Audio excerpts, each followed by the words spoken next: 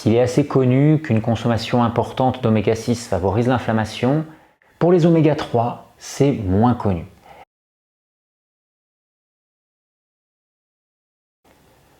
Bonjour, bienvenue pour une nouvelle vidéo, j'espère que vous allez bien. Je suis très heureux de vous retrouver après plusieurs semaines d'absence sans publication de contenu.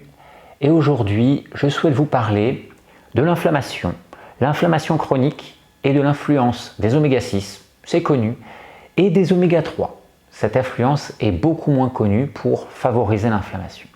Alors dans cette vidéo, je vais vous parler du lien qu'il va y avoir entre ces deux types de graisses et même plus largement les acides gras polyinsaturés pour favoriser l'inflammation et comment éviter justement de tomber dans ce piège, comment établir un état plus anti-inflammatoire de manière pérenne. Alors une chose connue, c'est l'influence des oméga 6 sur l'inflammation. Les oméga 6 ont un effet pro-inflammatoire.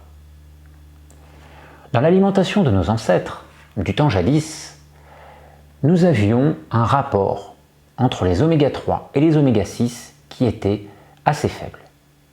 Nous avions un oméga 3 pour 1 à 3 oméga 6. Alors souvent, on entend que nous consommions beaucoup d'oméga 3 à l'époque. C'est pas forcément que nous en consommions beaucoup, nous en consommions un peu plus qu'aujourd'hui, mais surtout il y avait beaucoup moins d'oméga 6.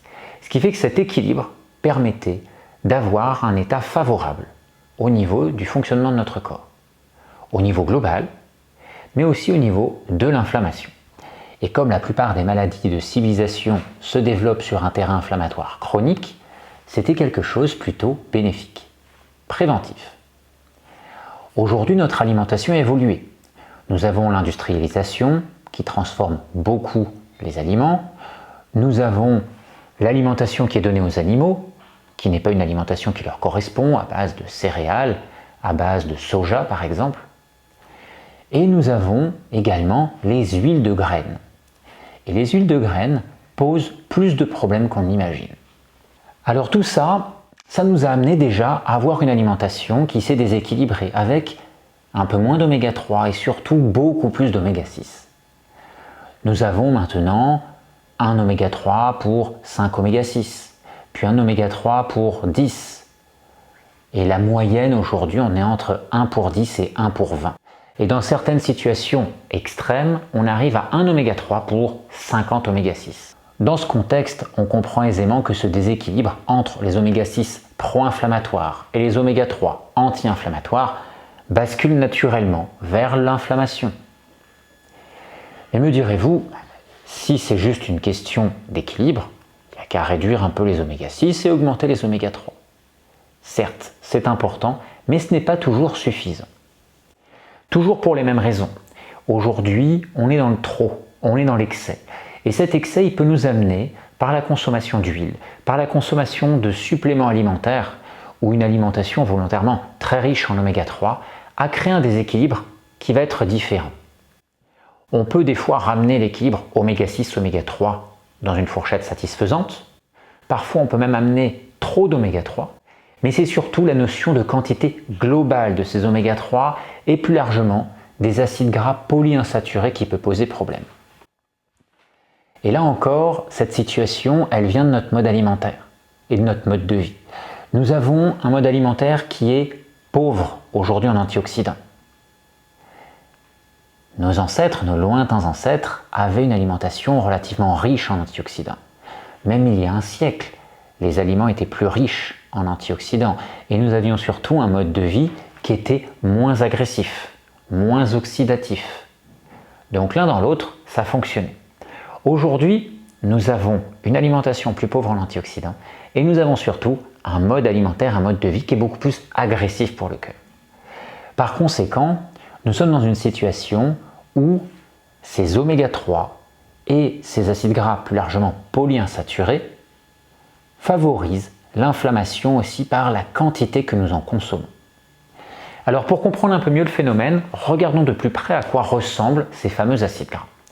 Voici ici un oméga 6, l'acide linoléique avec ce qu'on appelle deux insaturations.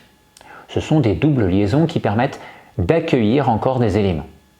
Cela peut être de l'hydrogène, ce que font les industriels quand ils hydrogènent les graisses. On fait des graisses hydrogénées pour réduire la vitesse de rancissement de ces graisses, ou alors elles peuvent s'oxyder, réagir avec des espèces issues de l'oxygène, des espèces oxydantes. Là ici nous voyons un oméga 3, l'acide alpha-linolénique, qui va comporter 3 insaturations. Et que ce soit les oméga 6 ou les oméga 3, il peut y en avoir encore plus. Il peut y avoir 4 insaturations.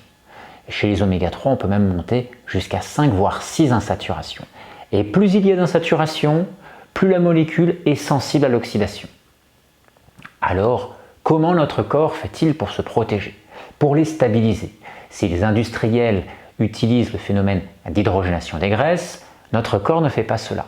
Tout simplement parce que nous avons besoin de ces graisses, nous avons besoin de ces oméga 3, nous avons besoin de ces oméga 6.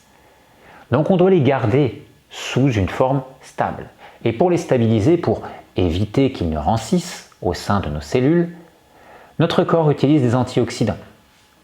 Ce sont les protecteurs de nos graisses. Alors l'alimentation, bien sûr, et la supplémentation, si c'est nécessaire. Vous comprenez ainsi que pour éviter l'inflammation, juste tabler sur l'équilibre oméga 6, oméga 3 en se disant je suis à un oméga 3 pour un oméga 6 ou 2 ou 3 oméga 6, ce n'est pas suffisant. Parce que si vous avez beaucoup d'acides gras essentiels, il va falloir les protéger. Et si votre alimentation manque d'antioxydants, par rapport à cette quantité d'oméga 3, mais aussi par rapport à tous les facteurs de vie qui consomment vos antioxydants, tôt ou tard, vous allez basculer à entretenir l'inflammation. Et si vous êtes déjà sur un terrain oxydé, terrain propice à la maladie, ce qui est le cas pour beaucoup de personnes, vous allez déjà avoir ce déficit d'antioxydants qui va peut-être augmenter encore. Donc la fragilité va être encore plus grande. C'est pour cette raison que je recommande souvent de travailler d'abord le terrain pour renforcer l'état antioxydant, réduire les facteurs d'oxydation et ensuite, en parallèle ou par la suite, d'ajouter ces graisses si c'est nécessaire. Alors maintenant, place au conseil. Comme je vous l'ai dit, il y a plusieurs facteurs qui sont problématiques. D'une part, l'alimentation industrielle, ça ce n'est pas une surprise. Donc on essaye de s'en éloigner le plus possible. D'autre part, tout ce qui est issu d'animaux nourris de manière inadaptée, avec trop de céréales, du soja, des produits qui vont être plus riches en oméga 6.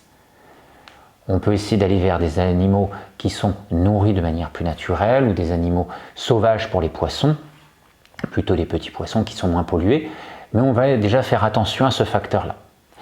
Troisième chose, nous consommons aussi à titre d'être humain trop de produits céréaliers. On peut faire attention à cela.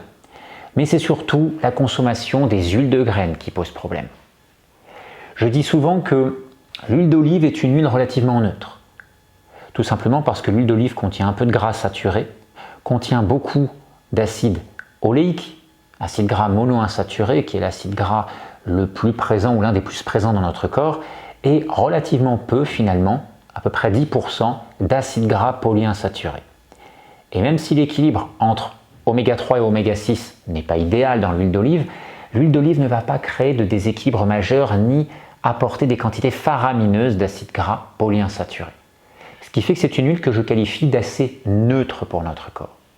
Mais quand on commence à basculer dans des huiles qui vont contenir 30, 40, 50% voire plus d'acide gras polyinsaturé, il faut à côté une bonne capacité antioxydante.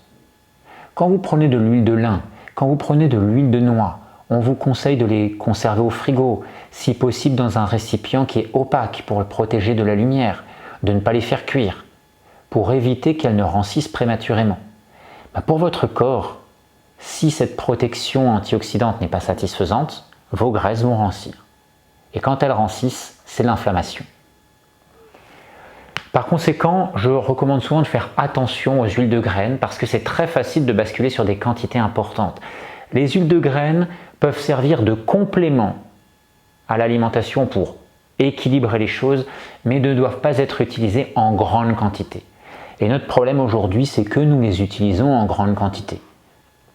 Faites attention à ces huiles parce qu'elles peuvent favoriser des déséquilibres au niveau du corps entre le côté que l'on recherche à avoir, anti-inflammatoire, par les bonnes graisses, oméga 3, et le côté oxydation de ces graisses par l'incapacité à les protéger correctement. Ensuite, autre conseil, bien sûr, avoir une alimentation riche en antioxydants, fruits et légumes, mais aussi graines germées, herbes aromatiques, éventuellement épices douces si vous les tolérez, et puis dans certaines situations, si cela s'avère nécessaire, une supplémentation. Certaines personnes ont beaucoup de mal à consommer des fruits ou des légumes en raison de l'état de l'intestin et parfois la supplémentation peut s'avérer pertinente. Toujours est-il, il nous faut un capital antioxydant fort pour se protéger. Et pour aller plus loin, bien sûr, c'est d'essayer de réduire les activités qui agressent excessivement notre corps. Le manque de sommeil, le stress, qui sont des éléments très importants dans notre société moderne. Bien sûr, on peut parler des chocs électromagnétiques, on peut parler de la pollution, on peut parler d'autres choses, mais le stress et le manque de sommeil sont deux éléments très importants qui altèrent l'état de notre corps. Et puis bien sûr, l'exposition au soleil qui a besoin d'être régulière, pas forcément trop longue, mais régulière pour aussi créer certains mécanismes de régulation de l'inflammation. Donc ça, c'était pour vous présenter un petit peu tout ce qui générait l'inflammation et comment s'en protéger, comment établir quelque chose de favorable. Pensez bien que les oméga 3, nous avons besoin de quantités relativement faibles. Les EPA et DHA, ces fameux oméga 3 chaînes longues, ça se compte en centaines de milligrammes. Les oméga 3 d'une manière globale, quelques grammes, c'est très peu finalement en quantité. Quand on commence à se supplémenter, quand on commence à prendre des huiles riches en oméga 3, ça peut aller très vite, on peut vite créer un déséquilibre et vite apporter des excès de ces acides gras polyinsaturés. Voilà, cette vidéo touche à son terme, j'espère qu'elle vous a plu, que vous y voyez plus clair sur ces mécanismes inflammatoires auxquels on ne pense généralement pas quand on vous parle d'inflammation, pour mieux réguler l'inflammation de manière pérenne. Je vous souhaite une très belle journée et je vous dis à bientôt.